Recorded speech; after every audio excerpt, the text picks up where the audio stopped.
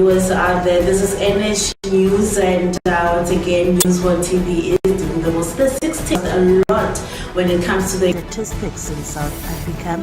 We are sitting at 73,533 confirmed cases, and we have 39,867 full recoveries, while the deaths are at 1,568 COVID-19 related deaths. Now, when it comes to the provinces statistics, Eastern Cape sits at 10,597 cases, Free State with 512 cases, Gauteng sits at 12,193 cases, KwaZulu-Natal with 3,957, Limpopo at 362, Mpumalanga 322, Northwest with 1,177 cases, while Northern Cape sits at 205, Western Cape leading with 44,143, and we have a total of 63 cases that are unknown. Thank you so much for joining us on our NH News. I am Ndokoza. Do stay tuned and we'll be back.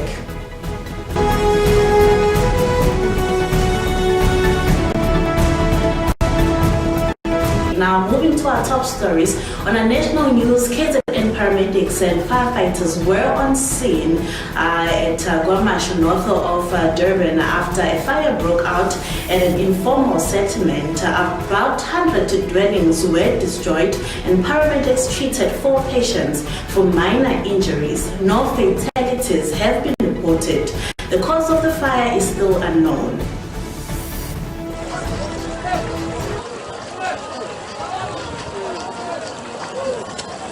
Still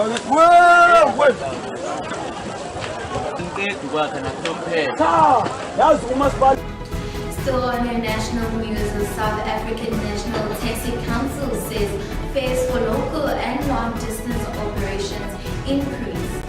Spokesperson Tabiso Molelewa says as from Wednesday, the increase for local distance taxis will be between 1 rand and 10 rand, while long-distance taxi rider cost between 1 rand and 20 rand or more. He also added that the taxi industry feels the pinch of the petrol price. Santaco believes that a taxi strike on petrol is not an option for now.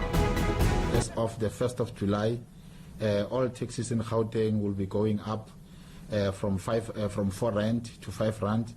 Our maximum increase will be 7 rand locally. Our local operations will be increased by 4 rand and 5 rand, and our intermetro taxi operations, for instance, if you operate from Tshwane to Ekurhuleni or West Rand to Johannesburg CBD, those prices will be up by 7 rand. Our 7 rand will be our maximum increase so far in Gauteng. So no association will increase above that threshold, above that 7 rand per route. Good day, everybody. Here you are speaking to Mashabezulu Raymond here. I'm driving for Meter and Taxi Association.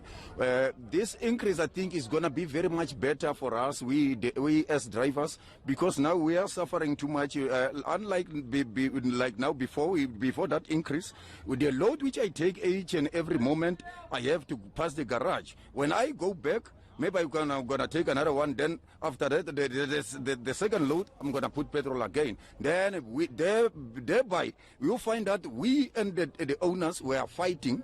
He said, "No, I'm eating his money or her money." By the way.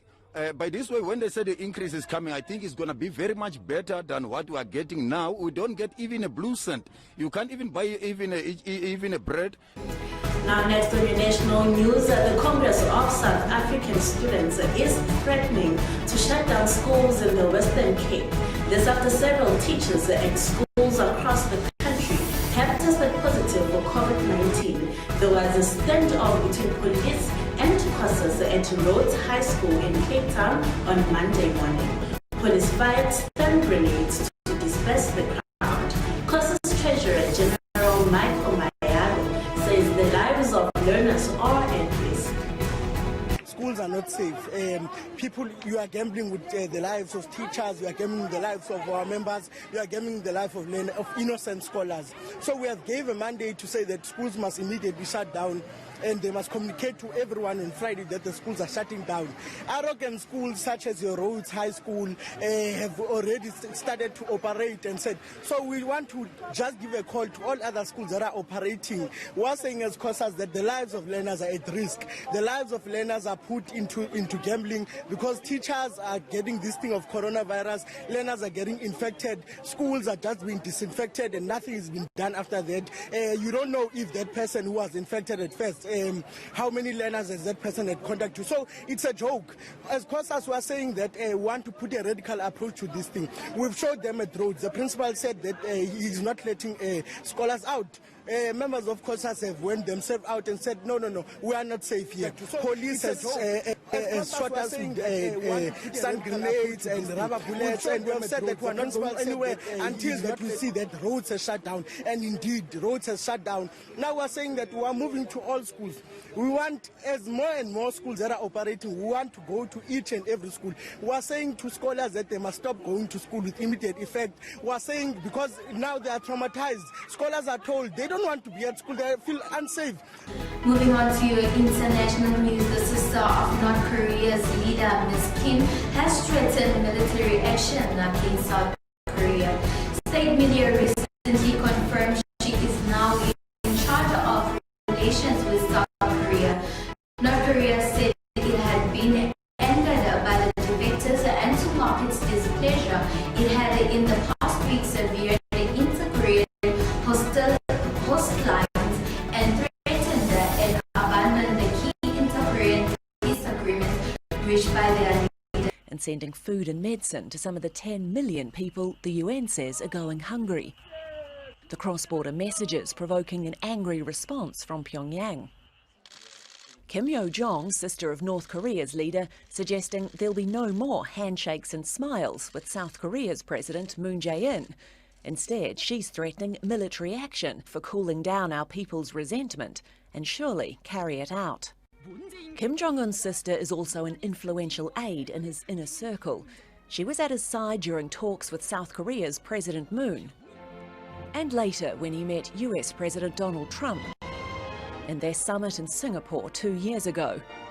Analysts say it's the North's frustration with the US over those stalled denuclearization talks that's behind the escalating rhetoric. There's no doubt that Pyongyang feels a profound sense of impatience at its failure to get any relaxation of international sanctions. The route to Washington at the moment is going through Seoul, and that's why I think we're seeing so much pressure on the Moon administration.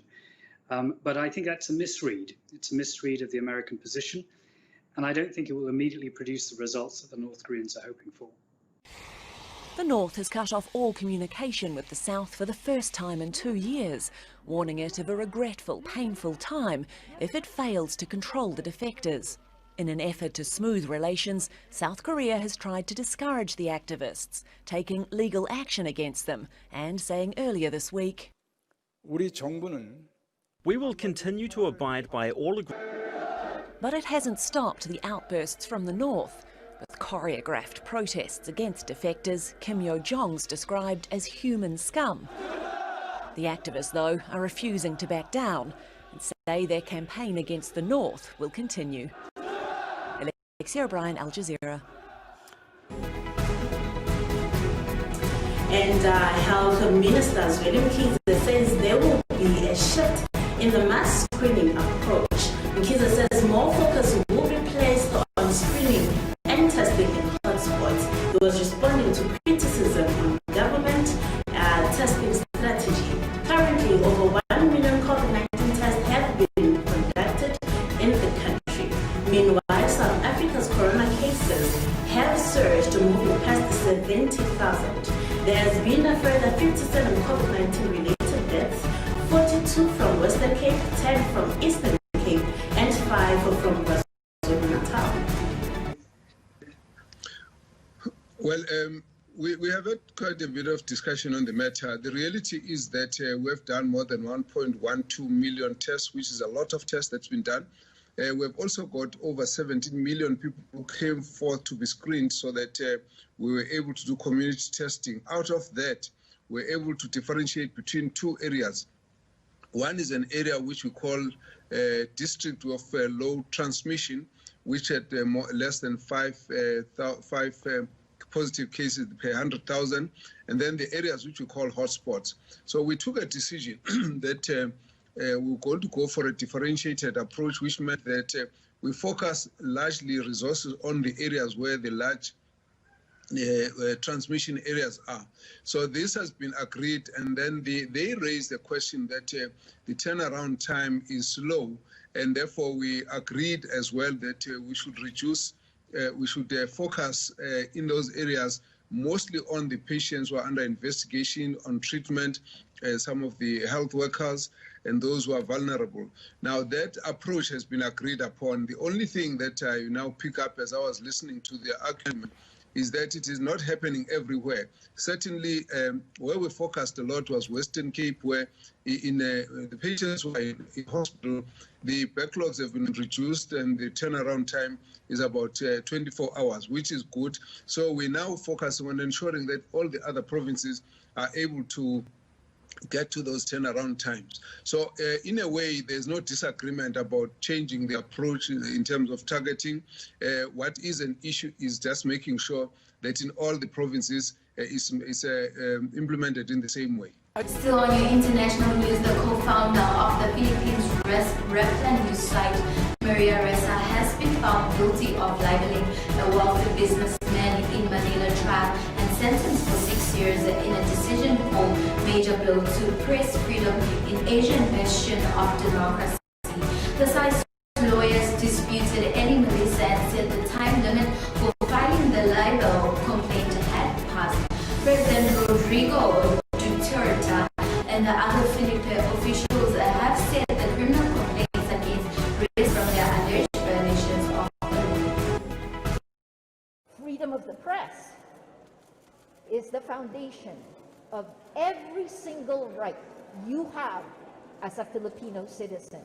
The cyber libel conviction of journalists in New York said Reza's conviction and sentencing of up to 6 years in jail is an outrageous crime against press freedom, adding that this wrongful conviction sends a message to all journalists that they could be next if they report critically on President Rodrigo Duterte's government. The cyber lawsuit against Reza and Rappler staffer Reynaldo Santos Jr. was based on Santos's 8-year-old story on businessman Wilfredo Kang and his alleged ties to a former judge. The story was published 4 months even before there was cyber libel law in the Philippines, but because of a typo error correction to the story in 2014, prosecutors said the republication means it is covered under the new cyber libel law. Tony Award-winning Phil-Am Broadway producer Jet Tolentino tweeted and said that she stands with Maria Ressa. Fellow journalists from around the world chimed in on the fate of Reza, Times 2018 Person of the Year, as a guardian in the War of Truth. That's all with me, Basha Mashaya and Lino Bushi. Be sure to stay tuned for more news updates tomorrow.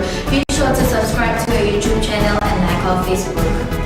Thank you so much for tuning in to your NH News on Newshorn TV. Do make sure that you check our website out.